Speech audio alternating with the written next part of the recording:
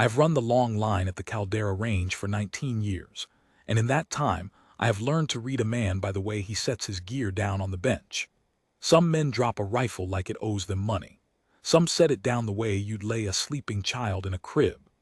The ones I trust are the second kind, and on the morning this story begins, I watched a whole element of the second-best shooters in the service come up the gravel road and set their rifles down like they were doing the range a favor. My name is Boyd Mercer, Senior Chief, 28 years a shooter, the last 19 of them spent on this dry shelf of ground we call the Ardent Flats, where the wind comes off the rim of an old dead volcano and pours down across 4,000 meters of nothing the way water pours out of a tipped bucket. They built the Caldera Range here because there is no other place in the country where you can lay out a shooting problem that long and that mean. The far target, we just called it the anvil, sat at the bottom of the bowl on a steel plate the size of a dinner tray, and the book distance on it, surveyed and resurveyed, was 3,912 meters. In 19 years, I had seen the anvil rung clean by a first-round cold-bore shot exactly twice. Both times it had taken me a week to stop thinking about it. That morning we had a trial on the books. A visiting element had come down to certify on extreme range work, and somebody 2 pay grades above me had decided it would be good for morale and good for the cameras if we put the service's hardest shooters against the service's hardest range and let them prove what everyone already believed about them. I had the duty of running the line. That meant I scored every shot, called every ceasefire, logged every miss, and kept every fool from doing the one stupid thing that turns a range into a funeral. I had a bad shoulder from a quarter-century of recoil and a worse temper before my coffee, and I had been told to make the visitors look good. They came up the road in 3 trucks. The commander stepped down first, and I will give him this, he looked the part.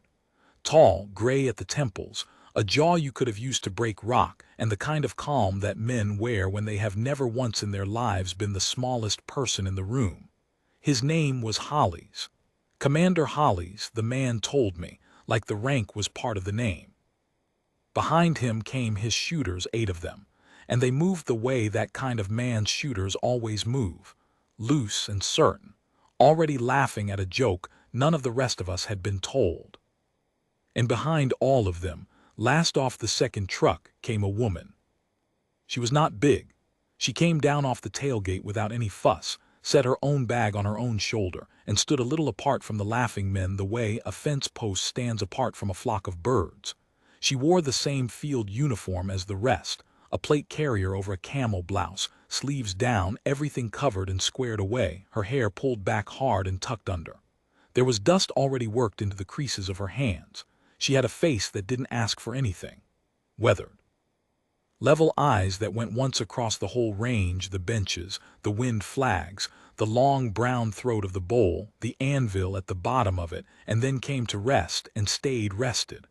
I have spent my life watching how people look at a range. Most people look at the targets. A very few look at the wind. She looked at the wind first. I didn't think much of it then. I want to be honest about that, because the whole worth of what I am telling you depends on me being honest about the man I was at the start. I looked at her, and I made the same arithmetic every man on that line made. Support. Range cleanup. Somebody to log the brass and tend the gear and stay out of the lanes while the real shooters worked. I had a clipboard and a stopwatch and a list of 8 names on it, and her name was not among them. Senior Chief. Hollies came to me with his hand out and his shooters fanning out behind him toward the benches. Heard this is the meanest line in the service. It's earned the reputation, I said. He looked down the bowl at the anvil, and I watched him do the thing that strong men do when they see a hard thing. He smiled at it, like it was a dog that might bite but wouldn't dare. 3,900, he said. That the famous plate. 3,912, I said, surveyed twice. My boys'll have it singing by lunch. I have run this line for 19 years, and I did not say what I knew, which was that no, they would not. I said, we'll see what the wind allows. He laughed, friendly enough. Then his eyes went past me to the woman, who had set her bag down by the farthest bench and was crouched on her heels with a little book open on her knee, watching the flags. He raised his voice, not unkindly, you understand, that's the thing I keep coming back to. There was no cruelty in it, just the bone-deep certainty that the world was arranged exactly the way he believed it was, and he said, "She's with the support cell. Logs and spotting. Don't put her on the clock, Senior Chief. No one's hitting that target cold, least of all." And he didn't finish it. He just tipped his head at her and let the unfinished part of the sentence do the work, the way that kind of man always does. I wrote her down in the support column. I want you to see me do it. I clicked my pen and I put her in the column with the brass spickers and the range hands, and I didn't feel one thing about it, because it was the most natural thing in the world. She heard him. I know she heard him because I was close enough to see her, and she didn't look up from the flags, and she didn't go still the way a person goes still when a thing lands and stings. She just kept reading the wind. Her pencil moved once in the little book. That was all. Whatever she wrote, the wind had told her, not the commander. The sun came up off the rim and laid the whole bowl out gold and brown, and the flags began their morning lying. That hour after dawn when the air near the ground says one thing and the air at distance says another, and the mirage hasn't boiled up yet to tell you the truth. I called the line hot. Commander Holly's put his first shooter on the bench. And I settled in to score what I was sure would be a long, loud, expensive morning of the best men in the service, learning what the anvil already knew about them. I did not know yet that the most important shooter on my line that day was crouched on her heels at the far bench, writing in a little book, with her name in the wrong column on my clipboard. The first shooter was a good one. I want to be fair to all of them because the story isn't that they were fools. They weren't. They were superb, every one of them, and that is the whole point. If they had been clowns, it would mean nothing that she was better. The first man up was named Cutter, and he had a record at long range that I'd have been proud to own, and he built his position on the bench like a man who knew exactly what he was doing, because he did. He dialed his elevation off the book. He read the flags. He sent his cold bore round at the anvil with a steady press, and the whole line waited the long count it takes a bullet to fall 3,900 meters down a volcano's throat. The round threw dust off the berm, a full body length left of the plate in short. "Wind's quartering down the bowl," I told him. "Picks up about midway, and you've got a second layer over the wash that runs opposite. You corrected for the top and not the bottom." He grunted, dialed, sent another. Closer. Left and short again, but closer. The thing about the caldera is that it does not have one wind. It has 3 or 4 winds stacked on top of each other down the length of the bowl, and they do not agree, and the only way to hit the anvil is to solve all of them at once in your head and trust the answer with a bullet that's going to be in the air for the better part of 7 seconds. In 7 seconds, the wind has time to change its mind. Cutter put 8 rounds downrange and rang steel once on the 7th, after he'd walked it in like a man feeling for a light switch in the dark. A walked-in hit is a fine thing, but the trial was for the cold bore. The first round, from a cold barrel, no sighters, the shot you only get one of when it matters, and his cold bore had thrown dust a body length off the plate. I logged it. Holly stood behind the bench with his arms crossed and his jaw set and said, "Wind'll settle," which is what men say when the range is winning. The second shooter did a little better and a little worse. The third rang the plate on his 4th round and grinned like he'd won something, and I didn't have the heart to remind him the cold bore was the only round that counted. The 4th shooter, a wide, quiet man named Royce, got his cold bore within a half body of the plate, the best of the morning, and Hollies clapped him on the shoulder hard enough to move him. The 5th missed clean, 6 for 6, and walked off the bench with his ears red.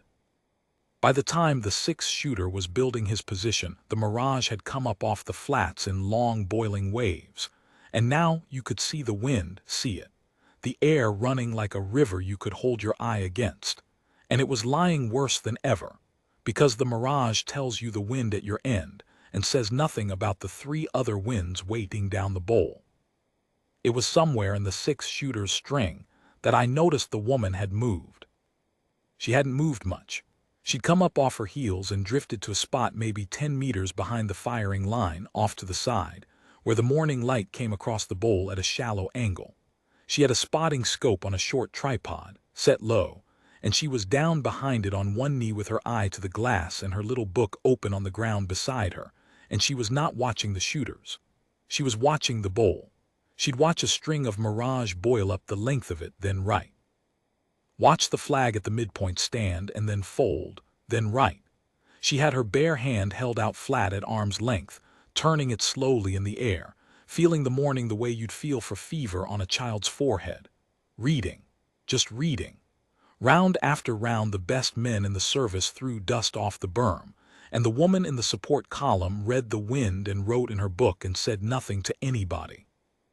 The 7th shooter missed his cold bore by a hair and rang the plate on his 3rd, and Hollies had stopped saying "Wind'll settle" by then. The 8th and last of his shooters was Cutter's equal, maybe his better, a lean, economical man named Diaz who built the slowest, most careful position I'd seen all morning, and I thought, if anyone takes it cold, it's this one.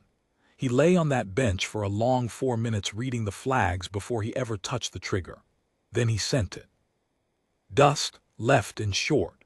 The same left and short that had beaten every one of them, because not one of them had solved the bottom wind, the one that ran opposite under the wash, the one you couldn't see from the bench because the mirage hid it. 8 of the best shooters in the service, 40-some rounds, the anvil rung a handful of times by men walking their fire in. Cold bore first-round hits on the plate that morning, 0. Holly stood at the back of the line with his arms crossed and the certainty gone a little gray around the edges, and he looked down the bowl at the anvil like it had personally insulted him, and he said, mostly to himself but loud enough for the line to hear, "Nobody's hitting that cold. Not today. Wind's not having it." And the woman behind the spotting scope closed her little book and stood up and said the first words I had heard her say all morning. "The wind's fine," she said. "You're only reading one of them." It got quiet on the line the way it gets quiet when somebody says a true thing at the wrong moment. Hollies turned around. His shooters turned around. 8 men who had just been beaten by a steel plate turned to look at the support hand who had told them, mildly, with no edge on it at all, that the problem wasn't the range. It was them. "There's 3 winds in that bowl," she said, in the same even voice like she was telling them the time. "Maybe 4. The mirage shows you the near one. There's a layer over the wash about midway runs the other direction, and a sink down at the plate that drops you round the last 400. You've all been correcting for the wind you can see and getting beat by the 2 you can't." Nobody said anything. Diaz, the last shooter, the careful one, looked from her to the bowl and back, and I saw something move behind his eyes that wasn't insult. It was a man checking a sum. Hollies recovered first, and he did it the way strong men do, with a smile that had gone just a degree colder. "That's a lot of theory from the spotting line," he said. "You want to come solve it on the bench." He meant it as a closing of the door. He meant, sit down. I have replayed that moment more times than I can count, and I am sure of it. He did not, in that instant, expect her to take the bench, and he did not mean for her to. He meant to put her back in the support column with a smile in front of his men, and that should have been the end of it. She said yes. And every man on that line looked at me. Because I ran the line. Because her name was in the support column on my clipboard, and putting a shooter on the Caldera bench was my call and no one else's, and the commander had told me before the sun was full up not to put her on the clock. I have asked myself 100 times why I did what I did next. It would be a finer story if I told you I saw greatness in her and made a brave stand for it. The truth is smaller and I think truer. I had watched her read the bottom wind that beat 8 of the best men I'd ever scored, watched her do it with her bare hand and a cheap scope, while they dialed their expensive elevation off a book that didn't know about the sink at the plate. I am a range officer. I have given my life to the question of whether a person can put a bullet where they say they will. And the oldest thing in me, older than the orders, older than the column on the clipboard, wanted to know if she could do the thing she had just described. "It's my line," I said to Holly's. My voice came out steadier than I felt. "And the trial's open to any shooter who wants the bench until I close it. She wants the bench, she's got it." Holly's looked at me for a long moment. I had just contradicted a commander in front of his element, on a range with cameras on it, on the say-so of a woman he'd written into the support cell with one tip of his head. His jaw worked. And then, I'll give him this too, it's part of why the end of this lands the way it does. Something fair in him won out over something proud, and he uncrossed his arms and said, "Fine, let's see it." Like a man calling a bluff. "Cold bore first round, same as my shooters. No sighters. The anvil, 3,912 meters. "Same as your shooters," she agreed and walked to the bench. She did not build her position like the men had built theirs. I noticed it right away, because building a long-range position is a thing I have watched 10,000 times, and I know what it's supposed to look like. The men had all done it the same way: settle the bipod, set the bag, get the rifle level and stable, get behind it square, then start working the wind. Stability first, wind last. She did it backward. Before she ever touched the rifle that the range kept for the trial, a heavy bolt gun, well used, the same one every shooter that morning had fired so no man could claim his glass was better. Before she settled a single thing, she went back down on one knee behind that cheap spotting scope and read the bowl one more time, top to bottom, slow, like she was reading a page she already knew by heart and was only checking she hadn't misremembered a line. Then she came to the bench and built the most patient position I have ever scored. She loaded one round, just one, the cold bore round. She didn't top off the magazine, didn't lay out a string of brass on the bench the way a man does when he plans to walk it in. One round because the trial was one round, because the only shot that counted was the first one, and she did not intend to need a second. She set that single cartridge in the chamber the way you'd set a word at the end of a sentence you'd been building your whole life. "Talk me through it," I said, quiet, off to her side where I could see her dope card. I shouldn't have. A range officer scores. He doesn't coach. But I wanted to hear the inside of it, and to her credit, she didn't mind being heard. I think she wanted a witness who understood what he was looking at. I think she'd had too many years of doing this in front of men who only saw the result and never the arithmetic underneath it. "Near wins 8, quartering down the bowl from the right," she said low, her eye never leaving the glass. "That's the one they all read. Easy. But the flag at the midpoint, the smallest tip of her chin toward it, see how it stands and then sags. There's a layer over the wash, runs back the other way, maybe 6, left to right. So my round catches a right push for half its flight and a left push for the second quarter, and they don't cancel because the bullet's slower and lower by then, and the bottom wind owns it more. Then the last 400 meters drop into the sink at the plate. Air's still and cold down there, denser, and it eats velocity. Round falls faster than the book says. They were all aiming at the plate. You can't aim at the plate. You have to aim at where the plate's going to be after the bowl's done with your bullet." I had run this range for 19 years, and I had never heard anyone describe it that exactly. I had felt it. I had watched 1,000 rounds get eaten by that bowl, and I had known, in the wordless way you know your own house in the dark, that there was more than one wind down there. But I had never heard a human being lay it out in order, top to bottom, and assign each layer its theft. "That's a lot to hold in your head," I said. "It's not in my head," she said. "It's on the card." And she touched the dope card by her hand, where she'd written it all out in a small hard pencil while the men were missing the layers, the values, the holds, a whole solved problem in a column of figures. Fear's the only thing you keep in your head.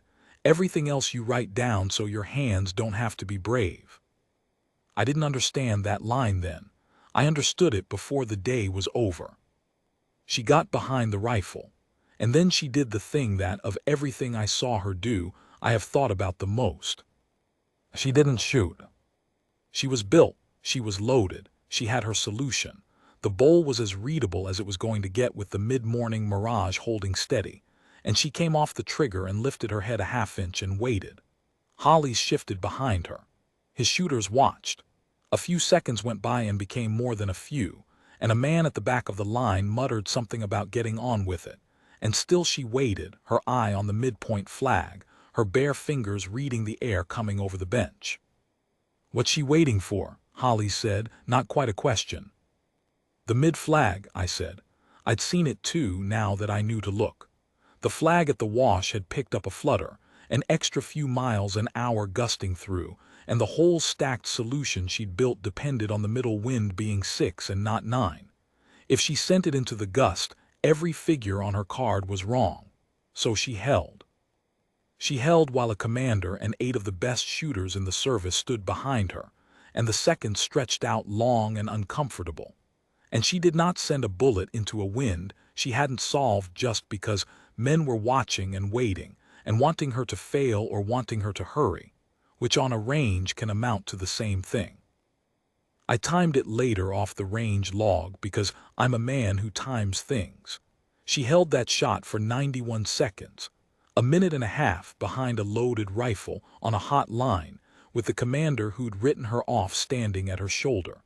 91 seconds of refusing a shot she wasn't sure of. Then the gust laid down. The mid-flag stood, sagged, settled to its honest 6. The mirage ran smooth and slow down the bowl, every layer telling its steady truth. And I watched her whole body go quiet, the way a pond goes quiet, the last ring fatting off the surface until the water is just holding the sky. "On," she said, not loud, just a word to let me score it. I will try to tell you what a cold-bore shot at 3,900 meters is, for those of you who have never stood on a line like that. The bullet, when it leaves the barrel, is going faster than sound, and it will be in the air for nearly 7 seconds. In those 7 seconds it will rise higher than a 100-story building and fall back down the throat of the bowl, and in that time the earth itself will have turned far enough that you have to account for it, and the wind will have had its way with the round 4 separate times in 4 separate places, and the air at the bottom will have grabbed it and pulled it down faster than the book wants to believe. There is no luck in it. People think there's luck in it. There is no luck in it at all. There is only whether you read the bowl correctly and trusted your reading enough to press a trigger, and then waited the long, terrible 7 seconds to find out if the truth you'd written on a card matched the truth the world was going to hand you. She pressed the trigger. The rifle rolled back into her shoulder, that heavy bolt gun, and the report went out across the flats and came rolling back off the rim, and then there was the wait. The long wait. The 7 seconds. Nobody on that line breathed. I had my own scope on the anvil, and I watched the steel and I counted in my head the way I've counted 10,000 times. 1 and 2 and 3. The round climbing somewhere out over the bowl too high and too far to see. 4 and 5. Falling now, into the mid-wind, into the sink. 6. The anvil rang. I want to be precise about this because precision is the whole faith of my life. It did not ring the way it rang when the men walked their fire in and clipped the edge. It rang dead center, a clean flat hammered note that came rolling back up the bowl a full second after the round struck because sound is slow over that ground too, and the plate rocked back on its hangers and threw a wink of morning sun, and the note hung in the air over the flats and would not stop. Cold bore, first round. No sighters, 3,912 meters, dead center on the anvil. For a moment nobody made a sound. 8 of the best shooters in the service, a commander, a range officer, all of us standing in the long quiet after that note, and not one of us said a word because there wasn't a word. I have scored that plate for 19 years and seen it taken cold twice, both times by men I'd put among the finest shooters alive, and both times it had taken them everything they had and the better part of their luck. She had read it off a cheap scope in her bare hand, written it on a card, refused the shot for 91 seconds until the bowl told the truth, and then put 1 round through the center of it like she was setting a cup down on a table. She didn't whoop, she didn't grin, she didn't look back at Hollis to see his face, which is the thing I'd have done, the thing any of us would have done. She lifted her head off the rifle, worked the bolt to clear the single empty case, caught it in her hand so it wouldn't ring on the bench, set it down quiet, and made one small mark on her dope card. A check. Like she was confirming the world had behaved the way she'd written down that it would. Then she said to me in that same even voice, "Solution holds. You could shoot it all morning now." And that was when the radio on my belt started screaming. A range like the Caldera does not sit alone in the world. It backs onto a maneuver area, a stretch of broken country east of the bowl where units run live problems, vehicles and dismounts and all of it. And the range and the maneuver area share a frequency for exactly the reason that was about to matter. The voice that came up out of my radio was a young one, and it was running fast and high the way a voice runs when the thing happening is bigger than the man it's happening to. A range vehicle out on the maneuver road had rolled. Not a combat thing, a stupid, ordinary, terrible thing, a culvert washed soft from the spring, and a truck that found it at speed. The truck was down on its side in the wash at the far eastern edge of the bowl, and there were people pinned in it and around it, and the wash was the kind of cut where a vehicle could catch fire and you'd never get them out in time. And the part that turned my stomach, the part that made Holly's come off his certainty in one breath and start moving, was this. Between us and that truck, between the range and the wreck, there was a stretch of the maneuver area where another element had a live problem running. Live fire.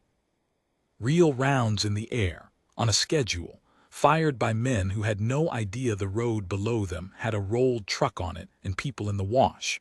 Because the rolled truck was below their line and behind a fold of ground, and the radio relay that should have linked us, all had been the thing in the truck that broke. I have to make you understand the shape of it, because the shape is the whole thing. The wrecked truck sat in the wash at the bottom of the bowl, near the anvil, near enough that the range's own surveyed distances reached it. The element running live fire was up on the eastern bench, better than 2 miles off, firing across the throat of the bowl on a lane that, if anyone moved up out of that wash toward the high ground to wave for help, which is exactly what a frightened survivor does, would put a human being directly into the beaten zone of live machine gun fire. We could see the wreck through the big glass. We could see, even as the radio was still screaming, 2 figures down by the truck and a third starting up the slope out of the wash toward the skyline, toward help, toward the worst possible place a person could go. And we could not raise the firing element. The relay was dead in the broken truck. The frequency that should have linked the maneuver lanes was down. There was no way, in the 4 minutes it would take that climbing survivor to walk himself up onto the skyline and into the gun lane, to tell the men on the eastern bench to check fire. No runner could cross that ground in 4 minutes. No vehicle could get around. The only thing on the whole flats that could reach from the range to the eastern bench in the time we had was a bullet. Holly's got there a half-second before I did. I watched him understand it, watched the commander's mind, which was a good mind, run the same terrible problem I was running and arrive at the same wall. We had to stop the gun on the eastern bench. We could not talk to it. We could only reach it. And reaching it meant a shot across the throat of the bowl, better than 3,200 meters, into a position we needed to disable but not destroy. Fired into a maneuver area in a way that broke every rule I had enforced for 19 years. Fired to put a round close enough to a gun crew that they would cease fire and look, without putting a round into a man. "Can your shooters make that?" I said to Holly's, already knowing. He looked at the eastern bench through the glass at the distance, at the cross-bowl wind that had eaten his whole element all morning, and his jaw was gray now, all the certainty gone out of it. "Cold," he said. "1 round, into a wind we couldn't solve all day. If we're long, we hit the survivor coming up the slope. If we're wide, we hit the crew. There's no walking it in. There's no second round. The man's on the slope in." He didn't finish. The woman was already back at the bench. She hadn't said anything. While the 2 of us stood there running the problem out loud, she had gone to the rifle, and she was loading it. And this time she loaded more than one. I saw her thumb 3 rounds down into the magazine. because this was not a trial anymore and she might need to talk to that gun crew more than once. And she had her cheap scope swung around onto the eastern bench, and her dope card flipped to a clean side and her pencil already moving. "Tell me the problem," she said, to me. Not to Holly's, to the range officer, because I was the man who knew this ground. "Eastern bench, the gun position, that notch in the ridgeline," I said, and my voice was somebody else's voice, flat and fast. "Survey line off the range puts it at 3240. There's a man coming up the slope below them, left to right in your glass, low, maybe 200 meters under their position and closing the skyline. You cannot hit him. You have to put a round into the dirt off the gun's right edge, close enough they break and look, far enough it's never near the crew. And you have maybe 3 minutes before the man on the slope walks into their lane." She read the bowl.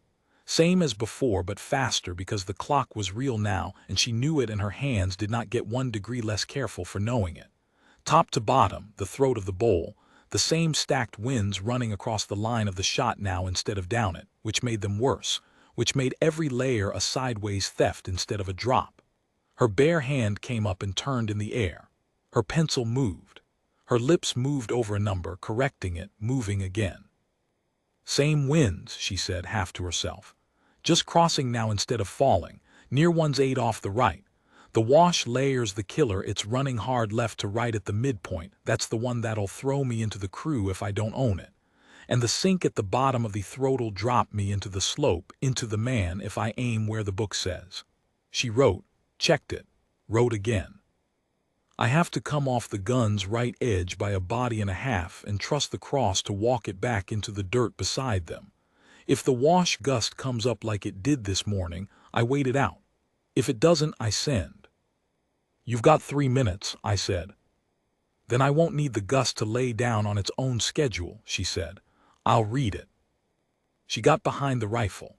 The man on the slope was a small dark shape in the big glass now, climbing, tired, hands on his knees every few steps, climbing toward the skyline and the gun lane and his own death without the first idea it was up there waiting for him.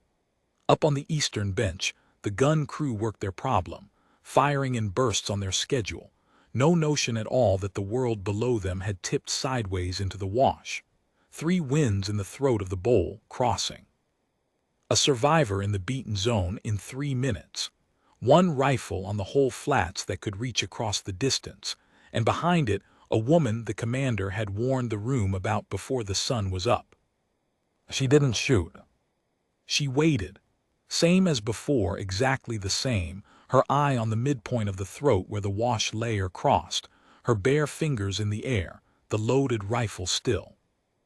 And I watched Holly's nearly come out of his skin, because the man on the slope was climbing and the seconds were burning, and every nerve in a soldier's body screams at you to do something. Now, fast. And she held, because she had not yet seen the crosswind do the one honest, steady thing she needed it to do. And a shot sent into a lying wind would put a round into the gun crew or into the climbing man, and either one was a coffin. "He's almost up," Holly said, low and tight. "I know where he is," she said. She did not look at the man, she looked at the wind. "I can't help him by hurrying, I can only help him by being right." The wash layer crossed the throat of the bowl in long boiling waves of mirage, running hard, then easing, then running again, and she read it the way a person reads breathing, watching for the rest between the waves, the half-second of true air. The man on the slope put his hand on the skyline rock. 1 more push and he'd be up, over the fold, into the lane. The mirage eased. The wash wind sagged to its honest value. The whole crossing river of air in the throat of the bowl ran smooth and steady for one held breath, every layer telling the truth she'd written on her card. "On," she said. She pressed the trigger. 7 seconds again, but they were the longest 7 seconds of my life, because there was a man at the end of them. The round went out across the throat of the bowl, climbing somewhere too high and too far to see, and we stood frozen on the line with our scopes on the eastern bench and the climbing man and the gun crew, and I counted 1 and 2 and 3, the round out over the crosswinds now 4 and 5, the wash layer taking it and the cross walking it 6, the sink at the bottom of the throat reaching up for it.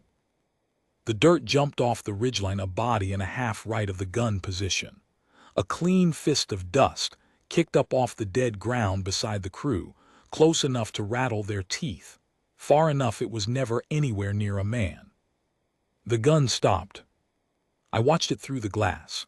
I watched the crew flinch off their weapon and come up looking wild, looking for where that round had come from and why their own dirt had just jumped beside them. And in the 2 seconds it took them to come off the gun and start scanning, the man on the slope, who had heard the strike and frozen at the skyline, dropped flat. And the gun did not fire into the lane, because the gun crew was no longer firing at all. They were up off the weapon, hands raised, casting around, breaking out their own radios, doing exactly the thing a gun crew does when a round lands beside them out of a clear sky. They stopped everything and tried to understand, which was all she had needed them to do. Stop and look, and not send the next burst into the fold of ground where a man was now lying flat with his arms over his head, alive. And then she sent the second round, into the dirt off their left this time, a deliberate bookend, so they'd know the first hadn't been a freak, so they'd know, in the language gun crews understand without words, that someone could reach them and was telling them, in the only voice that crossed that distance, to stay off the lane. 2 fists of dust, left and right of a gun position 3,200 meters off, neither one within a body of a human being, fired into a crossing wind that had beaten 8 of the best shooters in the service into the dirt all morning long. The gun stayed silent. Down in the wash, the survivors started moving the climbing man back down to the wreck, away from the skyline, and the eastern crew got their own relay up, and the ceasefire went out across the maneuver area the proper way, and the trucks rolled, and the people in the wash were carried out, every one of them, burned and broken some of them, but every one of them alive. Because for 4 minutes, a woman the commander had warned us about had reached across the throat of a dead volcano with a borrowed rifle, and held a gun lane closed with 2 fists of dust. She worked the bolt, cleared the rifle, caught the brass in her hand, set it down quiet, and only then, with the gun silent and the wash emptying and the danger draining out of the flats, did her hand shake, once, a single fine tremor as she set that last case on the bench, the only crack I ever saw in her, the body's honest tax for 90 seconds of holding a man's life on the tip of a finger. She closed her fist over it. By the time she opened her hand again, it was still. It was a long while before anybody spoke. Then Hollies walked down the line to the bench, slow, and stood over her, and he was not the man who'd come up the gravel road that morning. The certainty was gone out of his face, and something harder and better had come into it. "Who are you?" he said. It wasn't a demand. It was a man asking the realest question he had. She didn't answer right away. She finished squaring the rifle, set it on its bipod, faced him. "I run Overwatch," she said. "Have for a long time." "That's not what I asked." I had her file. I want to tell you how I came to have it because it matters. While the trucks were still rolling out in the wash, I'd gotten on my own radio to the range control shack and asked them to pull the manifest on the visiting element support cell, because I am a man who keeps records and I wanted her name spelled right in my log for what she'd just done. And the kid in the shack had gone quiet and then come back and said, "Senior Chief, there's a flag on this one, you have to read it yourself." So I'd had them bring it down to the line, the printout, the part of her record that wasn't redacted, and I stood there with it in my hand while Hollies asked her who she was. It wasn't a long file. Most of it was blacked out, long bars of redaction down the page where the real work lived, the work that doesn't get a name in the open record. But what was left of it told enough. Years of it. Cold bore Overwatch on extractions, the kind of job where a team gets pulled out of a bad place alive, and never knows that the reason they made it to the helicopter was a single shooter lying still on a far ridge solving wind for them in the dark. There was a line about a night, most of it blacked out, where a position had been held alone, through dark to dawn, covering a withdrawal, and at the end of the unredacted part there was a call sign, the only proper name on the whole page, the name the work was logged under. Stillwater. I read it twice. Stillwater. The still water that holds the sky.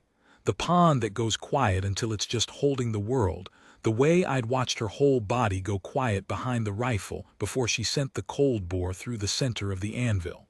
Somebody, somewhere, years ago, had watched her do that and known exactly what to call her. I handed the printout to Hollies without a word. He read it the way I'd read it twice, his eyes going down the blacked-out bars and the few lines left in the clear, and I watched the morning replay itself behind his face. The tip of his head toward the support cell, the warning to the room, no one's hitting that target, least of all. He'd said it in front of his element and his cameras and the range. He'd written her into the support column with one gesture. And he was holding in his hand the record of a shooter who had been doing this, quietly, under redaction, with no name in the clear but the one the work was logged under, for longer than half his element had been in the service. To his great credit, he did not make excuses. That is the thing I respect most about Commander Hollies, looking back, and it's why I can tell this story without making him a villain, because he wasn't one. He was a good man who had believed a thing the world had spent his whole life confirming for him, and when the world handed him proof that the thing was wrong, he didn't argue with the proof. He folded the printout closed. He handed it back to me, and he turned to her, and in front of his whole element, in front of the range, in front of the cameras that somebody 2 pay grades above me had wanted there for morale, Commander Hollies came to attention. I have run this line for 19 years. I have seen a great many salutes. I know the difference between the salute a man gives because the regulation requires it, and the salute a man gives because something in him has been moved past the place where pride lives. Hollies brought his hand up slow and level and held it, and his face was not the face of a man performing a courtesy. It was the face of a man paying a debt he hadn't known he owed until 10 minutes ago, paying it in full, in public, with no part of him held back. I told the range no one could hit that target, he said, and his voice was steady, but it cost him to keep it steady. You could hear the cost. I told them, least of all you, I was wrong. I have never been more wrong about anything in my life. He held the salute. Ma'am. She let him hold it a moment. Then she returned it once clean, no flourish, and she said, in the same even voice she'd used to read the wind, you weren't wrong about the target. You were right. No one could hit it the way you were all reading it. You just had the wrong shooter in the support column. It should have ended there, and it didn't, and the part that came next is the part I carry, because the salute spread. Cutter came to attention first, the man who'd fired the morning's first round and thrown dust a body off the plate. He came up off the bench where he'd been sitting and brought his hand up, and he held it, and his ears weren't red anymore. Then Diaz, the careful one, the one I'd thought might take it cold. He'd been doing the same sum behind his eyes since she first called the bottom wind, and now he finished it and came to attention and saluted, slow and full. Then Royce, the wide, quiet man, who'd come the closest of any of them that morning and now understood exactly how far away the closest had been. One by one, down the whole firing line, the best shooters in the service stood up off their benches and came to attention and saluted the woman they'd watched come last off the second truck and set her bag down by the farthest bench. No order was given. Nobody told them to. It moved down the line on its own the way the note off the anvil had hung in the air and would not stop, each man standing because the man beside him had stood, and behind all of it the real reason, which was that every one of them had thrown their own dust off that berm all morning and knew, in the place a shooter cannot lie to himself, exactly what they had just watched her do. And then the range hands, the brass pickers and the gear tenders and the support cell, the column on my clipboard where I'd written her name without feeling one thing about it. They stood too and saluted, and that was the one that closed my throat because those were her people, the ones the world looked straight through the same way it had looked through her, and they knew it, and they were standing for all of it at once. I was the last. I want to set that down plainly, the way I've tried to set all of it down plainly. I was the range officer. It was my line, my clipboard, my column. I had written her name in the wrong place that morning and felt nothing, and I had spent 19 years believing I could read a shooter by the way they set their gear down, and I had read her completely wrong. I came to attention last, after every man and every range hand on that line, and I brought my bad-shouldered arm up as level as it would go, and I held it, and I'll tell you what I was thinking, because it's the truest thing in this whole account. I was thinking about the line she'd said to me at the bench before any of it, when I told her that was a lot to hold in her head. It's not in my head, it's on the card. Fear's the only thing you keep in your head. Everything else you write down so your hands don't have to be brave. I'd watched her hold a man's life on the tip of her finger for 90 seconds and not hurry, not flinch, not send a round into a lying wind because men were watching and wanting her to fail or wanting her to rush. I'd watched her be afraid. She had to have been afraid. The tremor in her hand at the end told me she'd been as afraid as any of us. And do the work anyway exactly, with the fear written down and set off to the side where it couldn't move her hands. That is not a thing the best shooters in the service had. That is not a thing I had. That is a thing you learn in the dark on far ridges holding withdrawals together alone, the thing they'd put a call sign on years ago because there was no other way to name it. Still water. The water that goes quiet until it's only holding the sky. She returned the line salute the way she'd returned Hollis's once clean for all of us at once, and then she did the thing that told me, finally and completely, who she was. She didn't make a speech. She didn't claim the moment. She broke the position down, squared the borrowed rifle on its bipod, picked up her dope card and her cheap scope and her little book, and she looked down the line at all of us standing there with our hands up, and what she said was not about herself at all. You held a gun lane closed with 2 fists of dust today, she said. Every one of you would have made that shot if you'd read the bottom wind. It's not a gift. It's just paying attention to the thing nobody wants to count. She slung her bag on her own shoulder the way she'd carried it off the truck. Count the wind you can't see. That's the whole job. Everybody can read the one in front of them. The work is the ones you have to go looking for. I logged her name in my book that afternoon. Spelled right. Not in the support column. There isn't a column on a range officer's log for what she was, so I made one. And under it, where the regulation gives you a line for remarks, I wrote down the call sign and the distance and the 4 minutes, and then I wrote the thing she'd said, because I didn't want to be a man who'd seen it and let it go unwritten. Count the wind you can't see. The cameras left that afternoon. The people 2 pay grades above me had wanted footage of the best men in the service ringing the meanest plate in the country, and what they'd gotten instead was something they didn't have a slot for, and so most of it never went anywhere. I've made my peace with that. The world is full of slots, and the things that matter most are usually the things that don't fit one. But I kept the range log, and the range log doesn't lie. And the range log says that on a clear morning on the Ardent Flats, 8 of the finest shooters alive put 40-some rounds at the anvil, and not one of them rang it cold. And then a woman from the support column rang it dead center with 1 round and went on from there to hold a gun lane closed and bring a wash full of broken people home alive. That's not a story somebody told me. I scored it. I went out to the wash that evening, after the medical trucks had gone, after the maneuver area stood down, after the long flats had gone gold and then gray and then dark under the rim. I don't know exactly why I went. I think I wanted to stand in the place and make it real to myself, the way you press on a bruise to be sure it's there. The truck was still on its side in the cut, waiting on the recovery crew, and the wash was churned up with boot prints and the long drag marks where they'd hauled people out, and up on the slope near the skyline. I found the place where a man had put his hand on the rock and started over the fold, and a little below it the scuffed dirt where he'd dropped flat when the round struck.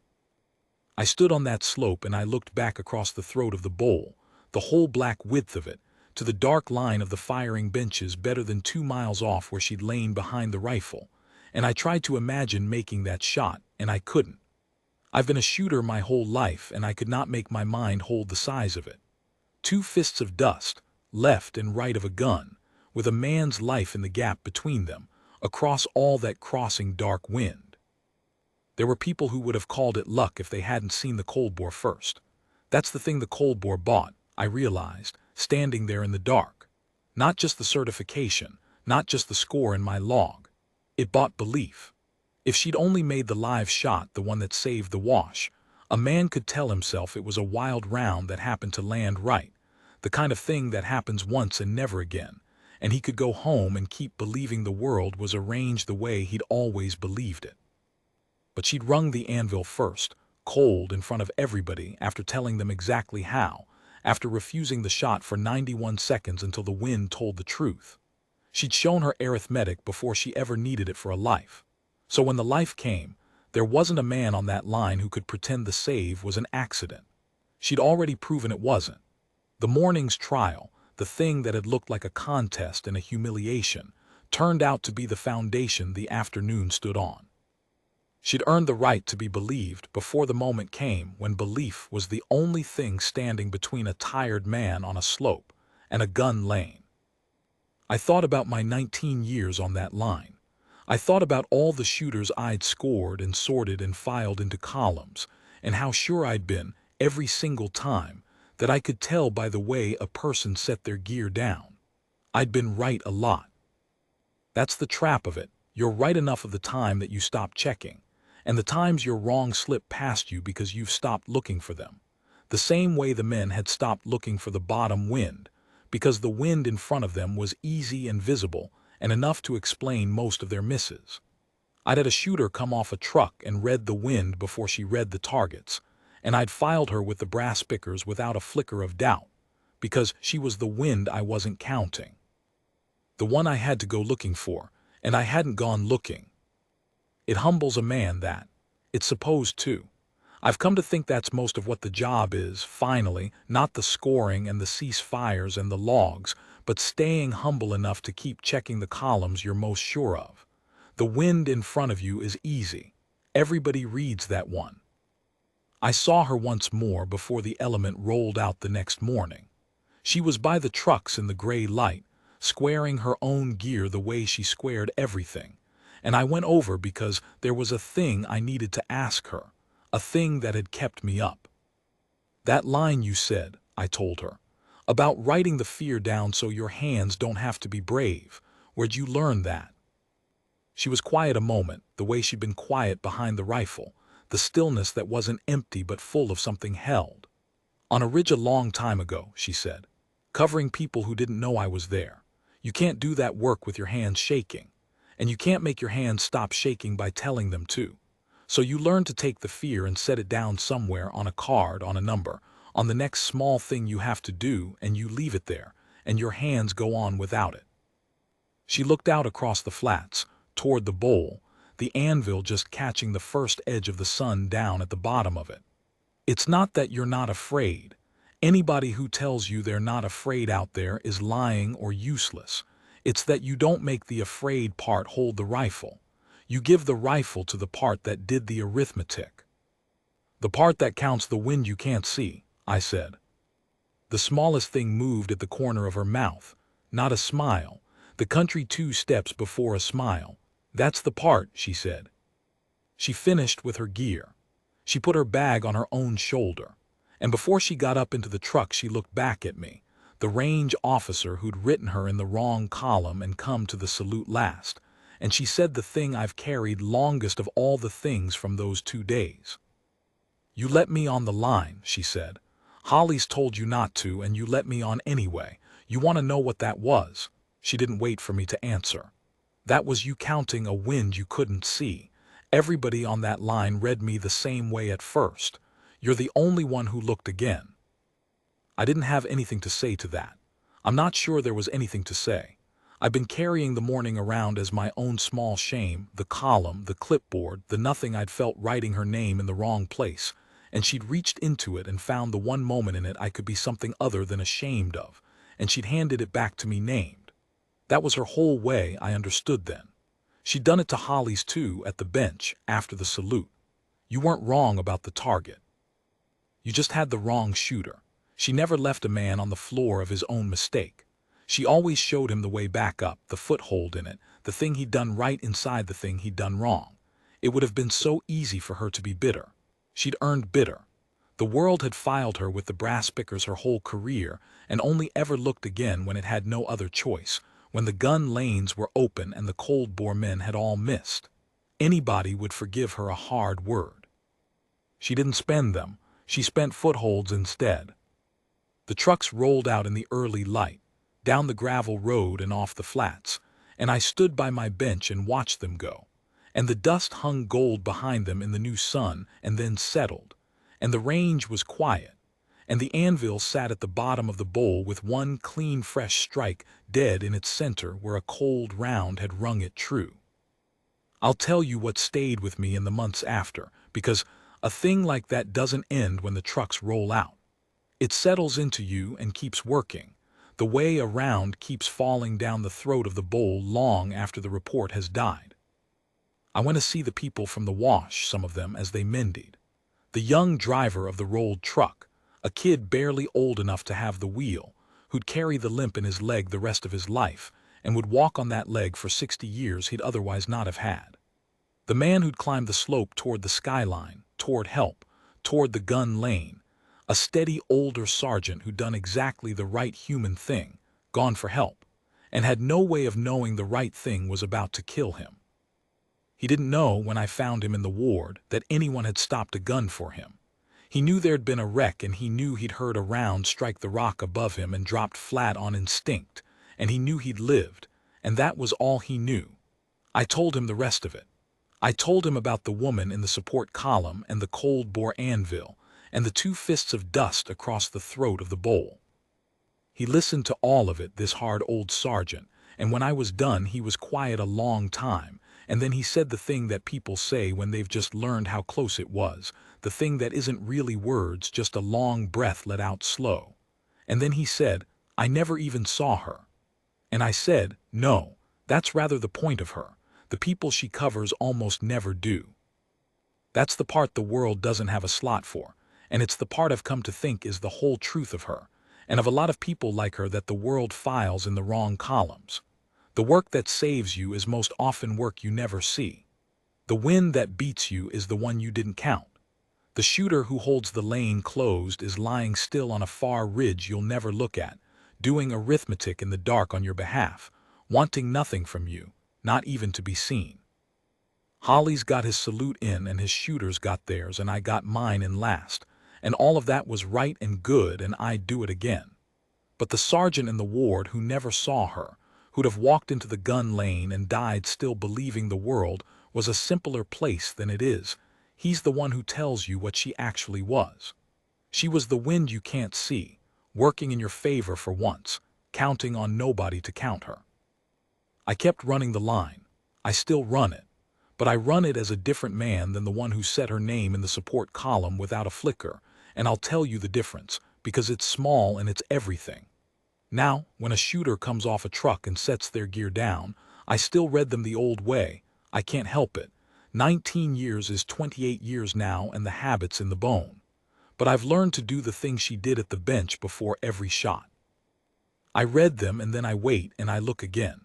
I look for the wind I'm not counting. I assume now that there's a layer I can't see from where I'm standing, a wind running the opposite way under the easy one, a shooter in the wrong column. I assume I'm about to be wrong about somebody because I was so completely wrong about her, on a clear morning with all my certainty, with my clipboard in my hand. And it has made me better at the only thing my whole life has been about, which is telling the truth about whether a person can do the thing they say they can. I tell it slower now. I tell it after I've looked twice. I heard from Holly's element here and there, in the way you hear things in a small service. Daya's, the careful one, the one who'd been doing the sum behind his eyes since she first called the bottom wind. He changed how he taught his own young shooters after that day.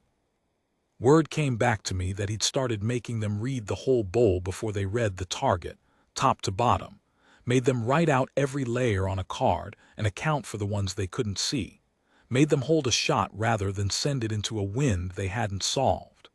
He'd taken what he watched her do and turned it into a thing he could hand down, which is the highest honor one shooter ever pays another.